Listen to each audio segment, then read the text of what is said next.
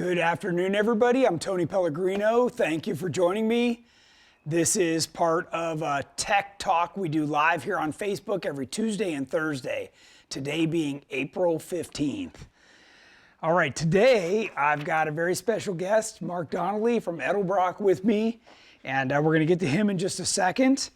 If you missed our last Tech Talk, I had some gentlemen from Rugged Radios here to talk all about off-road communications, and we will have their brand new GRMS radios listed on our website tomorrow.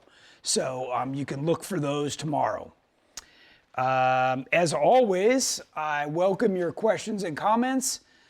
Please make sure you include as many specifics as you can so I can better answer your questions. If you like this Tech Talk, please share it with your other friends on Facebook. It's super easy to do. And for those of you that registered for our free swag a few weeks back, it's all in. The gals are packing the boxes right now. So that should be shipped either probably next week, or this week's just about over, so probably next week. All right, featured products today. I got a couple things to talk to you about. One is this thing here. So for you poor souls that got talked into cutting off the back part of the frame on your JK, this is a kit to rebuild it and weld it on so you can actually put one of our bumpers on or a regular bumper. Mark here was one of those poor souls that got talked into that. I was. And he saw this right away and he goes, hey, that looks like what I need. So great little kit, very inexpensive. On our website, we've actually had this for a while. Today was just a good opportunity to talk about it. It comes as a series of plates and you actually weld it together. So it's fairly inexpensive. So something new there. The other thing was we just got in a whole series of new hats. Jamie did a great job coming up with a good variety of different stuff. Hats are always popular.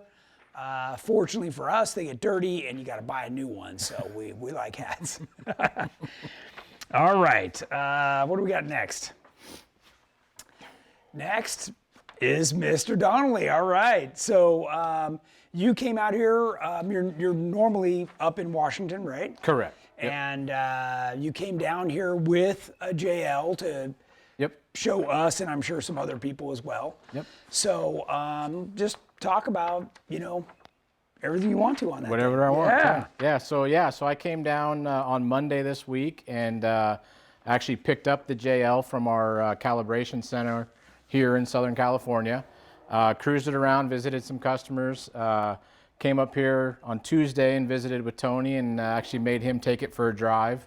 It was pretty cool. I wouldn't leave without him taking it for a drive, even though he was super busy. But so we make Supercharger kits. This particular vehicle is an 18 JL. This kit fits the 18 through 20, and we're in the process of doing carb certification on the 21 manual transmission rigs.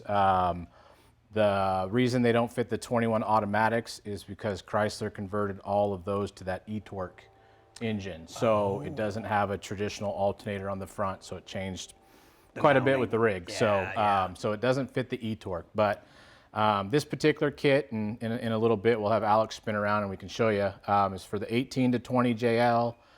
We also make them for the JKs with the 3.6 liter. There's two different kits, one for a 12 to 14, and then another kit for 15 to 18 for the JK. So all of our kits are 50 state carb legal, so they're 100% emissions legal here in California. What else? They make average horsepower is about 100 horsepower increase over stock. Oh, it's that much. It is that much. It's pretty fast. I can tell you, it is not the kind of thing that you would want to hand the keys to your teenage son or daughter. They get in trouble quick. It definitely perked that thing up. And just looking at the speedometer, you're going fast by the next time you got to go run a corner. It's surprising. Yeah. I mean, you jump in it and you drive it around, and the particular rig we have is just a stock Rubicon with 410 gears, stock tires, obviously with a supercharger on it. So you drive it around town just like normal, and it drives like normal, but then you stick your foot in the throttle and it accelerates. That's what, when I drove it, that's what I was paying attention to was, did it have that smooth, like, hey, I just want to drive this thing mellow like a regular person. And it was fine. And then when you want to get on it, it was there. So a lot of that is in the design of the supercharger and the way they designed the bypass valve. So there's a bypass valve on the side of the supercharger that is basically vacuum operated. And what that does is when you're cruising around off throttle where the engine's making vacuum, that bypass is open, allowing air to bypass the supercharger itself. And that gives you that good drivability, gives you your fuel economy and everything when you're not on the gas. That's cool. And then you roll into the gas, that bypass valve closes, air starts going through the supercharger, and away we go. So, the kits are sold complete with tuning. So basically the way the process would work, whether you have it done at a installation center or if a customer wants to do it himself, is you read out the stock tune out of the vehicle, send that little device with your ECM back to us. We unlock the computer and then load the tune. We ship that back to you, and then you can do your install and away you go. So. And you were saying this is pretty quick, right? It's pretty quick. You know, I would say the average do-it-yourselfer in your garage could do it in a weekend. Average shop's probably going to be 7-ish hours. All the work is basically done under the hood. There's no, you can use your stock fuel pump. It uses your stock fuel lines all the way up to the engine anyways, so there's no reason to get underneath the rig. It's all right under the hood and then in the grill. You know, and then as far as installation goes, I brought a copy of our installation instructions. We do a very good job of doing a very complete installation guide. This guide, when it comes in the kit, is going to be spiral wound with a backer on it and everything, so it's a little bit more durable for the garage. But it's very complete instructions. It goes step by step. Right as you get off the bat, it'll give you a big stop. Important to read the instructions, and you want to follow it step by step, especially through the tuning process, because with the JLs especially, you got to be very particular about removing even battery cables because they have that second battery in them. So you want to make sure you follow the instructions. And then also nice about the instructions is it gives you a very complete hardware guide. So you want to make sure that we send all your guide, and it's not just black and white sketch drawings. Nice. Yeah, I mean, it's a very high quality installation instructions. So it really gives you the ability to do it yourself if you're a do-it-yourselfer. Have we got some questions, Richard? Anthony Paquette, regarding the 416 crate motor, it states carburetor. What is needed to make it EFI? I'm assuming he's referring to the 416 LS.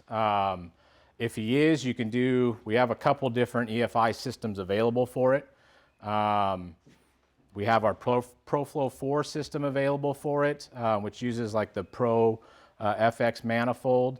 And through our sister company, we'll call it through Fast, we also have our Easy EFI or Easy LS systems that could work on it.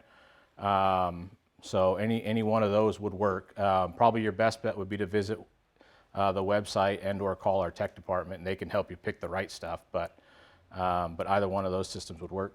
Yeah, I know one of my buddies has put one of those on right now on his Bronco. Okay. Bronco. Yeah. Awesome. Yeah. Stephen Williams asks, is there a typical RPM range where the supercharger kicks in, or will it come on at any point? That's a good question. So with this style of supercharger, because it's what's called a TVS style, so it mounts on top of the intake manifold, and they pretty much make boost on demand. Yeah, let's swing around and look at that. let's do that. Let's show everybody what it looks like. So I don't know if Alex can get high enough or not, but so the way this supercharger is set up, so it actually replaces the intake manifold on the engine. Okay. So it doesn't use a centrifugal style that mounts off the front of it.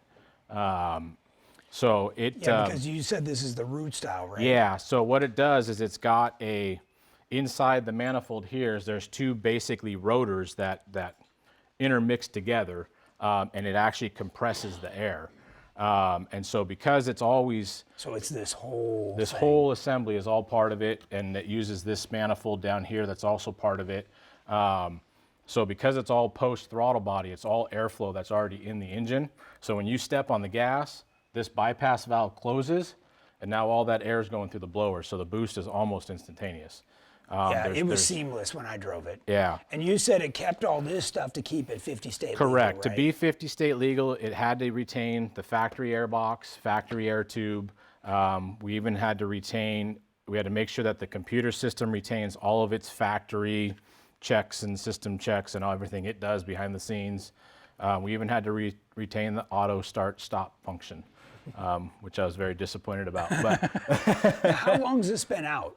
well, for the JL, it's only been out for about a year. The JK kits came out 2013-ish, I believe. So they've been out for a few years. Okay. So we first started making the Superchargers in like 2005 with the Mustangs. And that's kind of what started the Supercharger program for us. And then we extended from Mustangs to Camaros, Corvettes, trucks, Chevy trucks, Ford trucks, Dodge trucks. We even do the little Subaru BRZ, little pocket rockets. So, yeah, and then obviously Jeep. That's cool. So, That's cool. What other questions we Terry got? Bode asks, are the rotors a screw type? Yes. yes. So it's TVS is the style, which is basically a screw type. They're each rotor has basically 4 blades on it, for lack of better terms. And yeah, they twist together, kind of like a ring and pinion. Like a counter rotation. Yep. Yeah. Yep. So Jeff Lon says, do they make one for 3.8 or just the 3.6? just the 3.6. Yeah, I know. I have a 3.8 and I'm very disappointed about it. Yeah, Mark's a Jeeper. We forgot to mention that. Terry Runyon, how much boost on a JK36 max boost? So boost is going to be, it depends a lot on where you are. So we don't actually state boost numbers because the amount of boost it makes here will be different than the amount of boost that it makes in Colorado, say, because elevation has changed, there's a pressure difference. So I would say on average, you'll see 5 or 6 pounds. It's not a huge amount of boost, but it does a good job of makes moving 100 air. Yeah, it's 100 horsepower, yeah. horsepower. So, Yeah. and it's emissions legal. So Yeah, you don't want to get too crazy, or the next thing you know, your tranny's falling apart and your rear end blows up, and exactly. you got to be careful what you wish for. So speaking of that, so one of the things we did with this kit, because we know they're going on a lot of newer vehicles, if you have a newer vehicle, so a 19 or 20 JL, and it's still under the factory 3-year, 36,000 mile powertrain warranty, if you install this Supercharger kit at an authorized dealer, which is going to be somebody like GenRight or somewhere with an ASE certified tech, we will take over that 3-year, 36,000 mile powertrain warranty. So basically, we cover engine, transmission, axles, stock stuff. So if you do have a failure, we're confident in knowing that the way this kit is designed, your vehicle will last just like OE would. So it's kind of that security for somebody with a brand new JT Yeah. that doesn't want to start throwing boost at it. We know how scary that can Yeah, be. So and we've been back that. talking about the JL, but this applies to the JT. This is as well. JT also, Okay, yeah. good. So this will do JT also. Like I mentioned, the 21 stuff. We've got a 21 JT at the calibration center. It's going through certifications right now, so that kit should be available anytime. But if you've got a 20, then it'll go on your 20 right now. So Cool. yeah. Does it work with in a 2015 JK? Yes, we have a kit for 2015 JK. Yeah, 2012 and up, which would be the 3.6. Yep. Yeah. The only reason, so we have 3 kits. We have 12 to 14 is one part number, 15 to 18 is another part number for the JK. The only reason we did that is because Chrysler locks the computers on any Chrysler vehicle from 15 and later. So it requires a little bit more work on our end, which is why you'll see 2 different part numbers. So you don't want somebody to order an earlier kit if you have a 16 JK or something, then it won't work. Yeah, these cars are getting harder and harder to work They on. are. Sometimes that's the hardest part about the job is the computer side of it. Yeah. Because you do need, you'll have to plug into the OBD2 port. You'll need to have a laptop or some type of device that you can read your stock tune out. And a lot of times for some people, that's the scariest part, right? Is like actually getting in and plugging in, and turning a wrench is easy. It's the computer side of it that can be hard. So, What else you got? Alex Salinas, I have had very, very bad luck with superchargers, Sprintex seizing. How does yours differ? Well, I can't speak for Sprintex stuff. I mean, ours, I believe it's a different design. I don't believe they use a TVS style rotor, so that's probably one big difference. Our rotors they're actually manufactured by Eaton, and they're a coated TVS style rotor. So they're very smooth operation, no oil or anything in the rotor.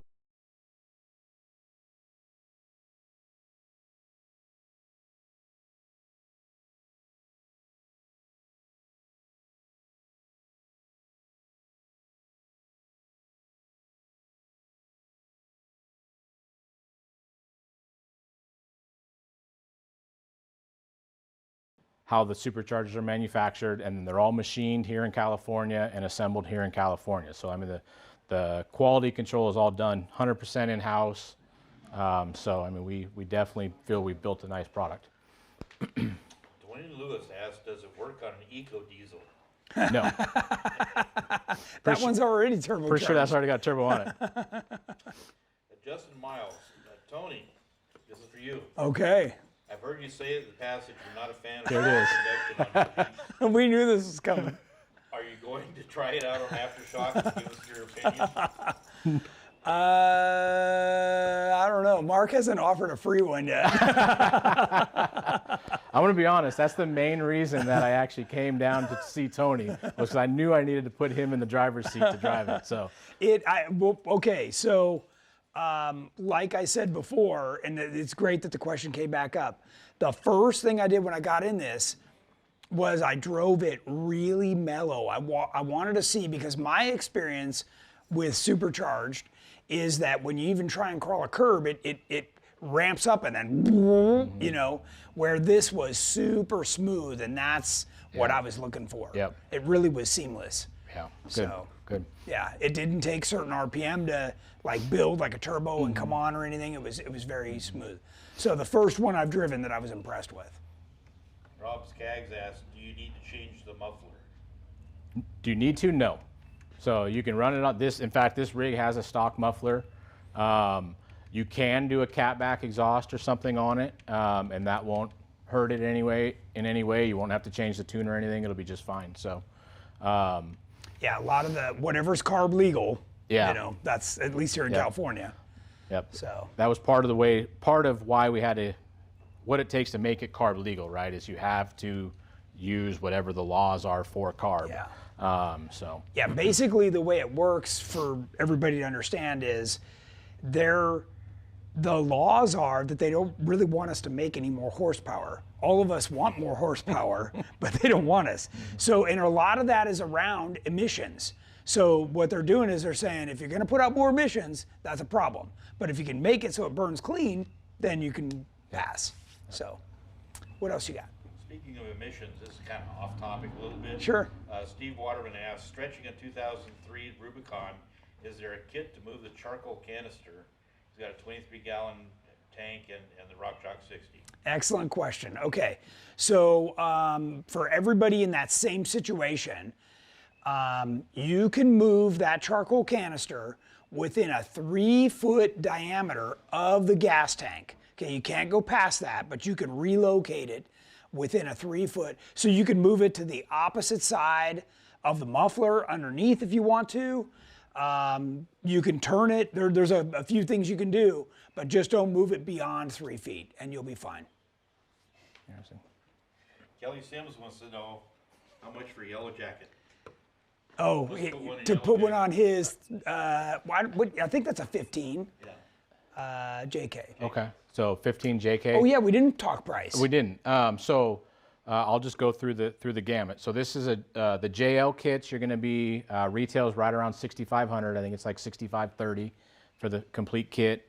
15 to 18 JK is 6,400, and then 12 to 14 is I think right at 5,800. Oh, quite a bit less. So under 6,000. Wow. So, and then that's primarily just because on the labor side of breaking the computer. Not locked. Yeah. Yes, So, gotcha. So yeah, that's why it's Okay. quite a bit less money. So, and those are all complete kits with tune. We offer kits without tuning, which so if you get somebody that's really doing something elaborate that's going to be outside of smog or carb legal stuff, we offer without tuning kits, which are less money. You can go to edelbrock.com to get those prices. And then for those of you that are trying to figure out, okay, what would it cost to have it installed? You'd be looking at about $1,000 based on the number of hours. you Probably. said. Yeah. Yep. Mark Medina asks, what's better, centrifugal supercharger or a root style like yours? Well, I prefer the root style, but it's different power delivery. So this being a twin screw, it compresses the air as it enters the motor. And so that typically gives you more boost earlier. So you usually get higher torque at lower RPM. A centrifugal supercharger, it's mounted off the front of the motor and it acts kind of like a turbocharger where it has an impeller wheel that as it spins faster, it moves more volume of air into the engine. So usually what happens at low RPM, that supercharger is still not really ripping yet. And so then as RPM increases, boost increases. So it's just different power delivery for what you're doing. Centrifugal, right? Exactly. Yep.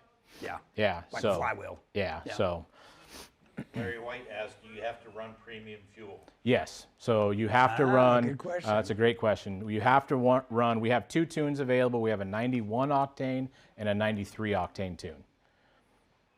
Gary Mode asks, is there any intercoolers with the kit? So it comes with an intercooler. So basically how it works is the intercooler is actually mounted below the supercharger, and then it has water lines that come out the back of the intercooler through a pump, and then there's actually a heat exchanger up behind the grill.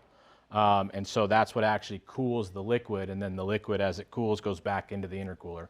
So it's a water to air style intercooler. Stephen Wirch, what does it do to miles per gallon? It's honestly not bad. I've been driving this all week, and I've been taking customers for test drives and letting them drive it, and I'm sitting at about 19 miles to the gallon. And that's mixed freeway, that's not being nice to it. So it's pretty respectable. Depends on how far your foot is into it, right? Yes. Making horsepower consumes fuel. Yeah, exactly. So, and when you're taking customers for drives, they're not exactly nice to Now, things. if you're and so- cruising, yeah. then not Yeah, bad. exactly. Yeah. So Jeff Bernard, does the kit come with a new ECU or OEM reprogram? it's reprogramming the OEM computer. Yep. How lean does it get on stock injectors? It doesn't. That's part of the tune. We were able to run a stock injector and still maintain the proper fuel mixture With the factory fuel pump. with the factory Yeah. fuel pump. So Yep. that's important. Yep. So I think you would just answer this, but Jeff Benson asks, would the heat exchanger be able to fit behind the grill with a PSC hydro cooler? that I don't know. How big is it? You Because might. I've got one on mine. I don't know. I see something here, but I don't know if that's the AC compressor. It's or- a fairly decent size. It replaces so you have that core support strut rods. Yeah. So you take those core support strut rods off, the heat exchanger goes on, and then we have new strut rods that go in. So it might, I honestly don't know. I think it Yeah, actually mine is behind sits the like AC right condenser. here, So then it probably would fit then. It might. And actually going back to the other guy's question about injectors, it actually uses a bigger injector. I apologize. The kit comes with it does? a bigger injector. So stock fuel pump, you can use stock spark plugs, aftermarket injectors. So just to straighten that out. I won't say her name, her Cammy, kind of off topic, 2003 Rubicon, moving rear shock mounts. Do you want more up travel or droop? Typically, you want more droop. Up travel is typically limited by the amount of space you have underneath the Jeep. Almost always the links and upper truss on the rear end is getting up into the bottom of the body or the frame, so front and rear. And so typically that turns into down travel. And a lot of people, depending on the kind of crawling you're doing, if you're just truly a trailer queen rock crawler, they're setting them up with very little up travel. And then if it's more all around, then they're setting them up with a little more up travel. So, but yeah, mostly when you're adding a 14-inch shock, it's more about droop. Another one, a little off topic. Danny Ashley, bent my GenRight high steer tie rod. Do you recommend I replace it with steel again or have aluminum tie rod made? If so, what size tube? Actually, if you properly bend your tie rod back in a press, it'll actually get stronger. It's what's called work hardening. And so, if you can do a nice job at it, we straighten them here all the time. And yeah, it's a much better way to do it. If you've got the tie rod kit from us, that is already heat treated chromoly, and that's some pretty tough stuff. So I'd bend it back and keep using it. That's cool. Oh, we're caught up. Got it. Wow, nice. Okay. Cool. All right. So anything else like the intercooler, like the injectors that comes with this? I just want to make sure we haven't forgotten anything. Yeah, so it, just to go back through it, it's, supercharger, manifold, intercooler, injectors, comes with new fuel lines, comes with the water lines from the intercooler down to the heat exchanger, comes with a water pump for that. So yeah, it comes with basically everything. And the rest of it's plug and play Everything's stuff, plug right? and play. It's reusing the throttle body. Reuses your throttle body. Looks like mass air or whatever this is. Anything, that's EGR. Okay. Anything that needs to be relocated or moved, we supply, like prime example, the horns. You have to move the horns out for the heat exchanger. Brackets. So we supply extension harnesses for the horns, so that way they just plug right cool. in. So anything you need to bolt it on, we try to supply everything, so it's easy. That's cool. And straightforward. So. Gordon Gillinger asked, superchargers in heat, running hot, what's the risk of overheating in areas like Arizona where the summers are 110 plus? You shouldn't really have too much risk. So, with it being an intercooled system, it does help keep the air charge cooler. Obviously, underhood temperatures are a thing. A normal rig in 110 Arizona heat, you should probably do one of your guys' hood louvers anyways. Right. So I know on mine, I'm going to actually cut this out and make it open those functional. vents. Yes. Yeah. So the one thing we do in the tuning, there is an air intake temperature sensor, which is somewhere, and I believe it might be incorporated into the throttle body, but it measures the air temperature as it goes into the supercharger. So if it is seeing very high air temperatures, the tune is designed to pull timing out of it, to add fuel, to do whatever it needs to do to make sure the engine stays safe. So it does protect itself basically from hurting itself. Yeah. But Greg Mina asks, how about an upgraded coil pack? Is that something they should do? Through your other divisions, you sell coils and packs. Yeah, we do have coils for other applications. I don't have anything on this. I'll mention it to the engineers. I don't know. I'm always trying to get them to do more Jeep stuff, just because that's my thing, but I'll mention it. Carol Barsex asks, I have a 2012 JK with 1 tons and 40s. I want to put an Edelbrock supercharger off of a 2015 JK. What changes do I have to make it work? So they must already have the supercharger. Apparently they have one off of 2015. I want to put it on 2000. Well, I think that's the same, right? I would, just to be sure, I would definitely recommend calling our tech department to ask them for sure. My understanding is the physical components of the kit are the same. So the supercharger, the manifold part of that, all should bolt on. It just might require some kind of a tuning. You might have to, whether we can possibly tune it for you, or you might have to go to a custom tuner in your area to do that part of it. I don't know. I say put it on and see what happens. No warranty. No warranty. Yeah. Steve Waterman asks, on the supercharger, is oil used for lubing, and how is it on steep angles or at long duration or at idle? So it has It has a self-contained oiling system to it. So I don't know if you can see on the camera or not. In this area, it's on the back of the supercharger, so you can't even see it. So on the back of the supercharger, there's a series of gears. Way back here. Yeah, back in there. Yeah. So there is a series of gears, and there is oil that's used for that. It's not very much. I think it's like 3 ounces. Oh. And it's a completely self-contained system, and it has a 100,000-mile service life. Oh. So it doesn't slosh around, it doesn't move around. So as far as steep angles, anything like that, it won't affect it Really, at it's all. whatever the rest of the Jeep will do. Yeah, exactly. So I mean, then it's so minimal.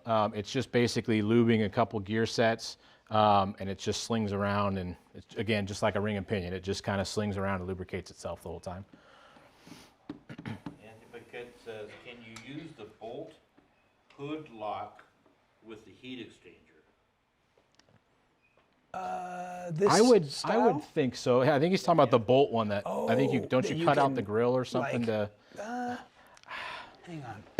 Maybe. I mean, it 'Cause it comes latches up to right right here, right? here. So if you could see my hand, that's how high it comes up. So that might be enough room to get that in there. And Yeah. it's about this wide right here.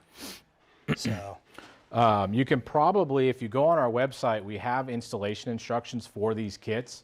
So if you go to the website and you put in the kit that you're looking at, you can look at the instructions, and there are some very detailed pictures of how the heat exchanger mounts.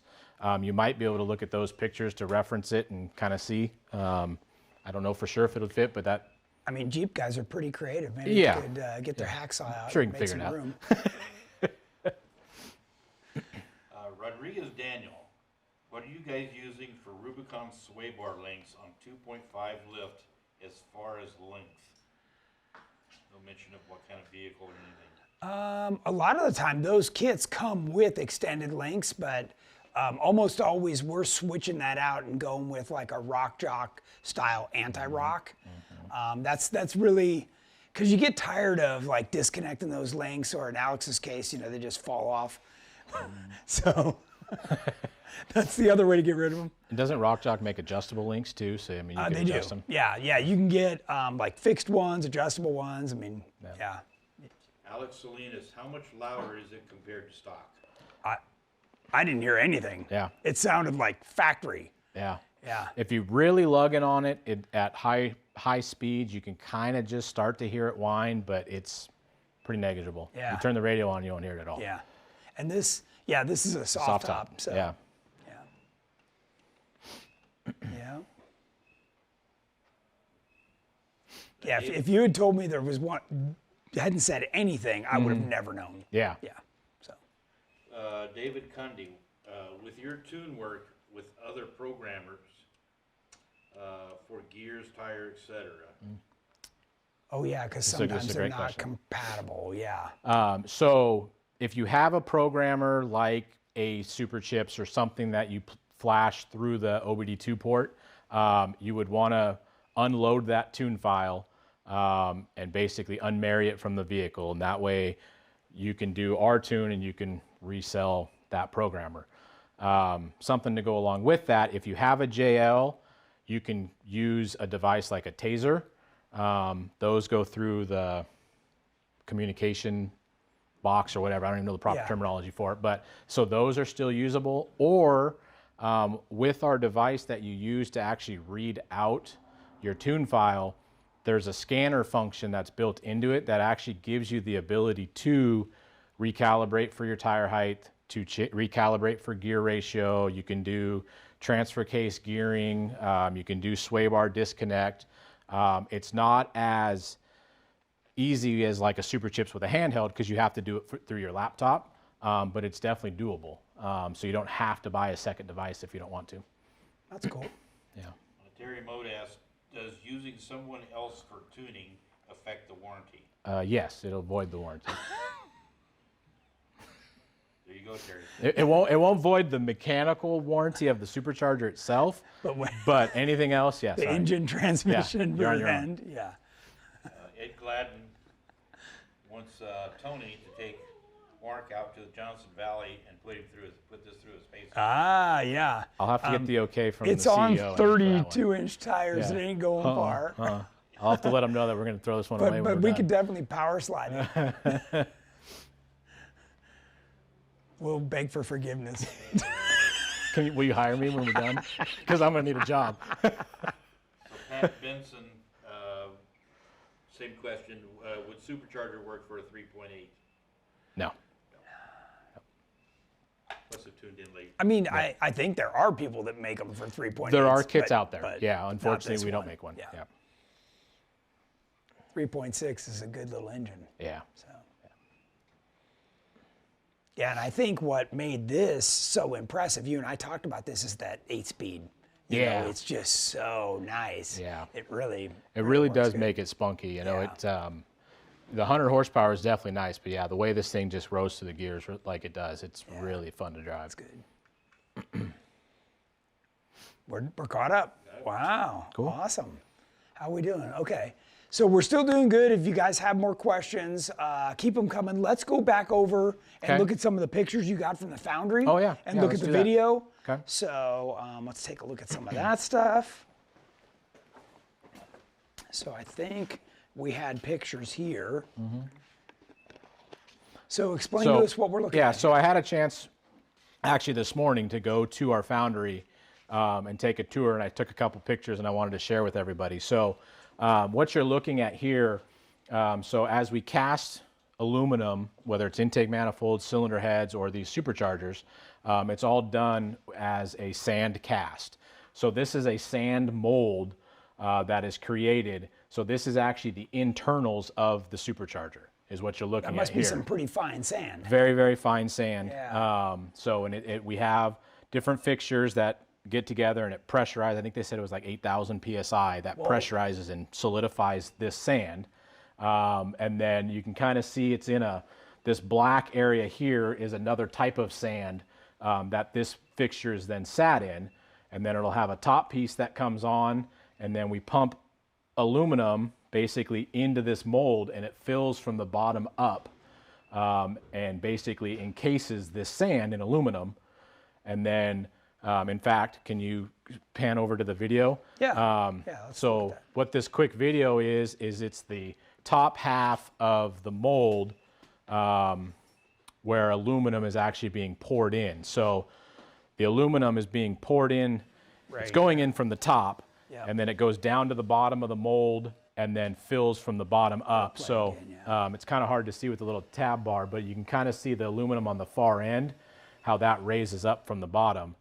And that tells the... So all of this that we're looking at is down is all inside this. in that mold. Yeah. Yep. Okay. So, and then as that fills up, you see the aluminum come up the end there, and that lets them know that the mold is full. And then that mold then goes down an assembly line for about 30 minutes as it cools. And then they shake it apart. And then they shake it and beat and it then apart. you get what we're looking and at then over what there. you get, if you want to go back to that next picture. Yeah, let me stop this. And let's And go then you get, to this next one. after they bang it out, this is what comes out. So now you have the supercharger housing, and then this is the mold fixture. So all that aluminum filled from the bottom up to create the supercharger housing. Once that's done, then it has to go through all the machining processes to knock off all the extra material And then it gets powder coated. and machined and So it powder looks coated like and that. assembled and Yeah.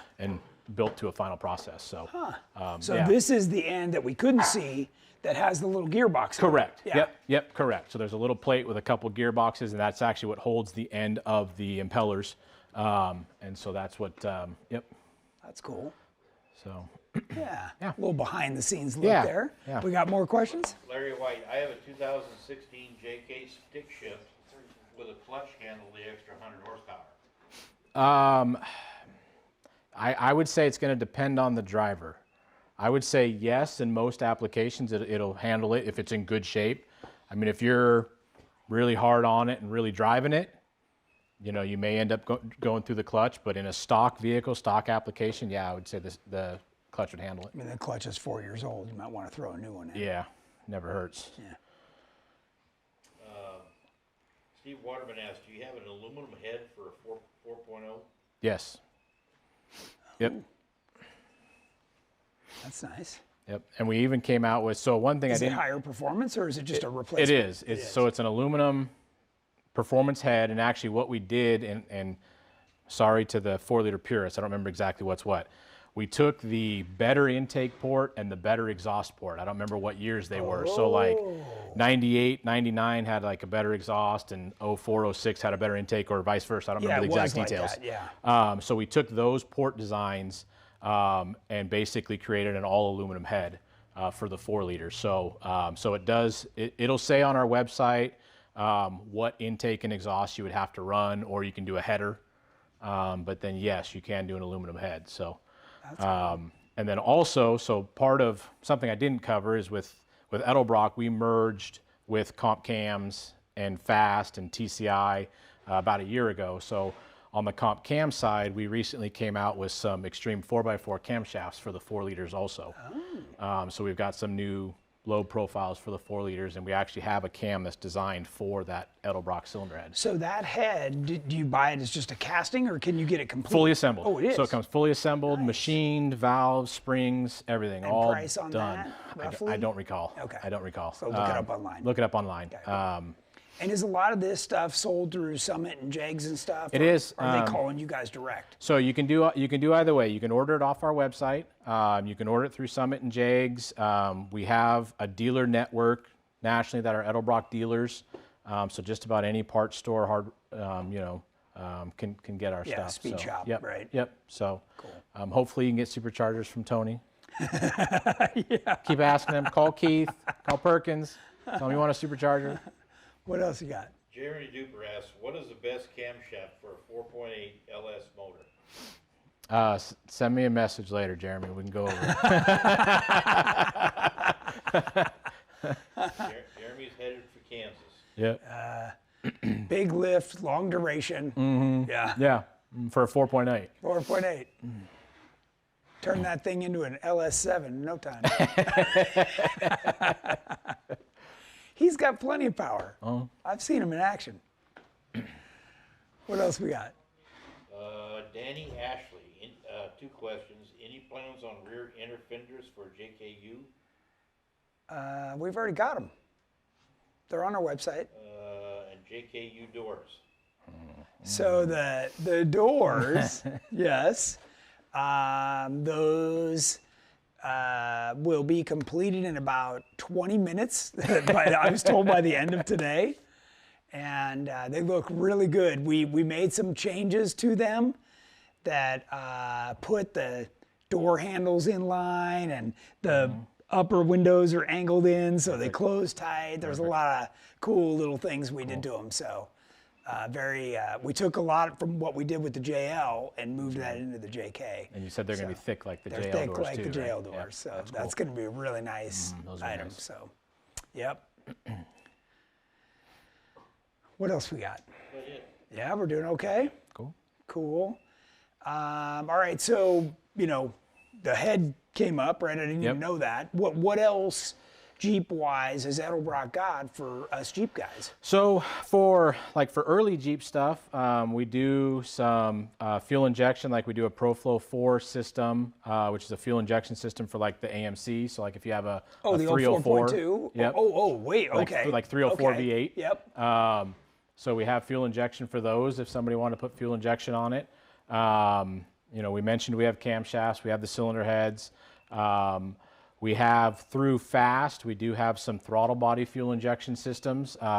We have our Easy EFI and Easy EFI 2.0 that you could bolt onto any carbureted engine. They are not California approved, so that affects Might some be people. an off-road only vehicle. But yeah, Okay. but we do have those if you wanted to get rid of a carburetor and go to fuel injection. Yeah, if you're still running a carb, you should get rid of it. Yeah, exactly. So we've got some ignition products. We've got spark plug wires. And obviously if you're doing any kind of an LS swap, I have everything for an LS swap, from camshafts to cylinder heads, intake manifolds, you name it. A lot of the stuff we're using. Yeah, a on the lot of what Growler. you guys are using. Yeah, I mean, yeah. we did parts on the Growler. We did a cam and plug wires and valve covers. I believe we have an intake and throttle body on Terremoto, if I'm not mistaken. And I just got the valve covers. They look They did come in? really Perfect. nice. Ah, we should have had them up here. I know. So, and then, yeah, we've got through RHS, we do Ellis style engine blocks, which you have in Jordan's race cars. So, yeah, so we have a lot of stuff for off-road and especially the performance side. Justin Andrew just ordered GenRight power steering cooler. How do you recommend mounting it? Directly to the radiator? 2000 TJ 4.0. Yeah, that's going to come with those little plastic things that squeeze through. That actually, believe it or not, I know a lot of people are very apprehensive to do that, but it works very well because what it does is it pushes the cooler right up against the radiator. So as the fan draws the air through, it's really coming through that little cooler as well. So yeah, that should be fine. You haven't had any issues with vibration of them?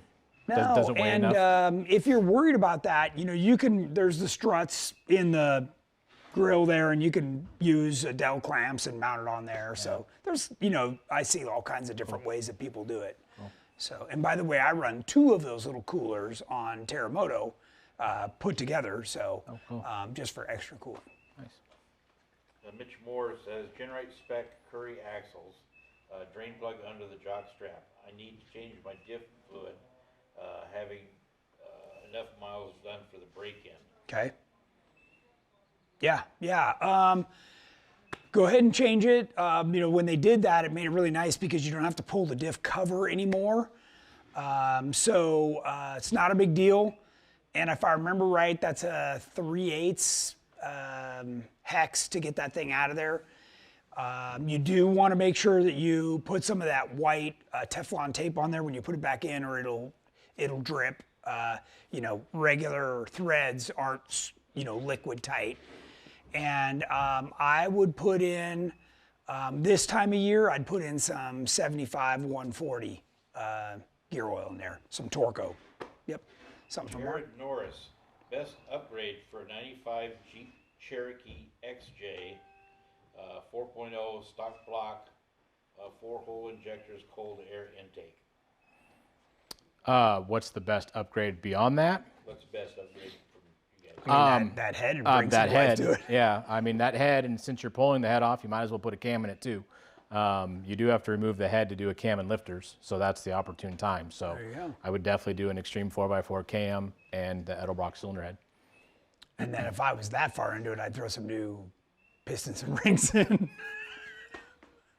Because you put a new head on, and it's all nice and compressed, and next thing you know, it blows a ring. That's the problem with talking to motor guys. right. It's like, where do you stop? Yep.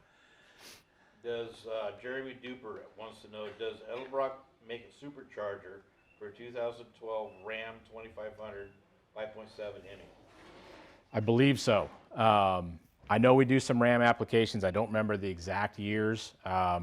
Again, go to the website. I know we have some RAM more stuff than likely. for 5.7 and 6.4. Yep. Yep. Cool.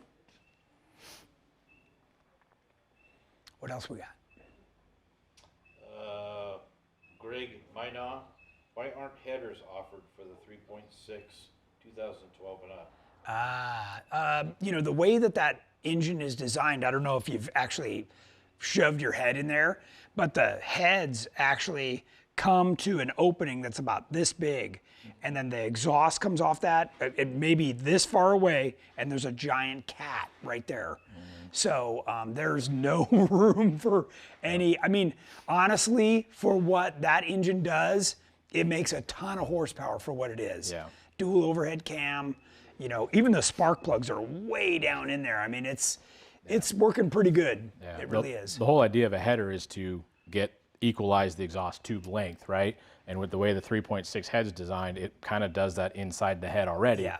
So there's not really a performance gain to really even do anything with it. Yeah. Cool. Caught up. Okay. Cool. What else about Edelbrock? Tell us. Man, I don't. I think I've run out on top of my you head. and I have known each other for a few years. Yep. You're a motorhead, for lack of a better description. Yep. Totally love this stuff. So, this is a great job for you, no doubt. It is. It's a lot of fun. I get to obviously sell parts that I enjoy, a lot like what you guys are doing. So yeah, it's a good job for me. I get to cruise around, see cool shops, meet neat people. Occasionally go out and go jeeping and say hi to people on the trail, and so yeah, it's a lot of fun. Yeah, you're just out at Easter Jeep Safari, right? Yep, went to Easter Jeep Not Safari. with this one, but with yours. Yeah, I took mine and went to Easter Jeep Safari, went to the Ultra 4 race at Area BFE. Oh, you did? Nice. Had a blast there. Hoping to do some more of the North Series races. I'm going to try and get out to the Montana race. Oh, that's right. Your buddy John Matthews is racing. Yep. Yeah. Yep. So him and good. some other people I know up in Washington are all going to race at that event. So yeah, it should be good. So now, are you going to hang on to this, or do you have to give it back, or what's the story with this? So I'll have this for at least a couple months. So the idea was I flew down here, spent the week down here, and then basically tonight I'm going to start my drive home. So if anybody between here and Washington sees me, wave, honk, say hi. But yeah, so basically tonight I'm driving home to Washington, and then I'll keep it up in Washington for at least until July. So I plan to go to, there's a rock race event in northern Idaho in May at North Idaho Mud and Crawl. They're doing a cool rock race that I'm going to go to. Like I mentioned, that Ultra 4 race. And then I'm just going to drive it around and go see customers. And Cool. so, yeah, and then at some point it'll go back to our corporate office in Mississippi. I'd love to get it back out. I'll mention this on this, and hopefully that'll entice my boss. But I'd like to get it back out to Trail Hero because I feel like that'd be a great opportunity for people to see it. Test drives in it. Well, I mean, that's what I did last time we went there. I just gave rides in the Terremoto one after another. So yeah, I feel like it's a perfect place to showcase this. You know, run up that sand mountain. Yeah. And jump off, put it in 4-low. Then we'll give it the heat test. Somebody's asking our heat test. Yeah, there you go. So, going up that sand will do it. Cross my fingers. I'll see if I can make that happen. So.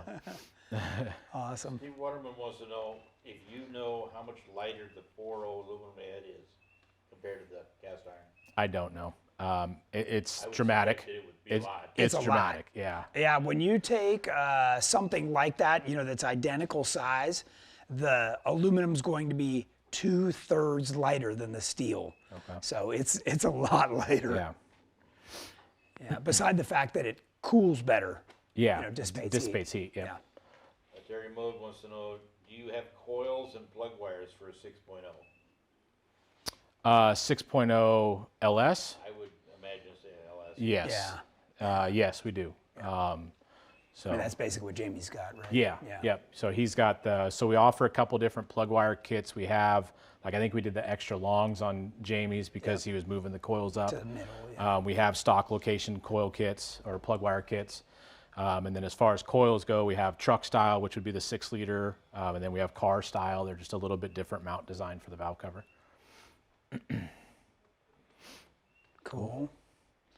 All right. Awesome. We're down to the last 5 minutes, everybody. So if you have any more questions, fire them in, and we'll be happy to cover those in the last few minutes. Otherwise, seeing as how you like to watch videos, make sure that you get over to GenRight's YouTube channel. We have saved all of these tech talks over there, so you can go back and watch them real easily. They're well organized if you just get to the GenRight channel over there. Otherwise, if you don't see something on our website that you're looking for, pick up the phone and call. We've got people there that do nothing but answer the phones. We're one of those companies that still actually has a live person, so so call on in. And they talk Jeep. Yeah, exactly. Every single person, even the receptionist, drives a Jeep. So, yep. What else we got? We're still doing good? Okay. All right, then we're going to wrap it up and say thank you for joining us. Absolutely. This is awesome to have you here. And yeah, I appreciate you having me. this gives our viewers a whole new look on everything. So, especially since I'm always kind of Yep. And if you have questions that you think about later, feel free to reach out to Tony and his guys. And I'll give you Mark's cell number. Anyway, reach out to them and they can contact me with questions or go to our website. Our 800 number to our tech line is on the website. And you're on Facebook too. I'm on Facebook too, so I'm sure you can find me. So I'm not hard to find. So. All right. Yep. Safe drive home. Thank you. All right, everybody. Thanks for joining us, and we will see you next Tuesday.